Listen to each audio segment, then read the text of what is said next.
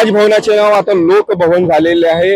देशभरातील 8 राज्यातील राजभवनाचे नाव आता लोकभवन झालेले आहे। सध्याच्या घडीला मी राज्यपाल यांच्या प्रशासकीय म्हणजे इमारत असलेल्या लोकभवनासमोर उभा। या ठिकाणी जर बघितलं असेल तर हिवाळी अधिवेशन आणि हिवाळी अधिवेशन निमित्त संपूर्ण या ठिकाणी जे आहे ते रंगोटी करण्यात आलेली आहे। राजभवन हे जे नाव होतं आता लोकभवन नाव करण्यात आलं, म्हणजे नामांतरण करण्यात आलं। काही दिवसा अगोदर जे आहे ते राज्यपालांची एक बैठक झाली होती। त्या बैठकीमध्ये ठरवलं होतं की ब्रिटिशकालीन नाव जे राजभवन होतं त्याचं नाव आता लोकभवन करण्यात यावं। आणि या निमित्ताने जर बघितलं असेल देशभरातील 8 ठिकाणावरनं जे आहे ते राजभवनचे नाव आता लोकभवन झालेलं आहे।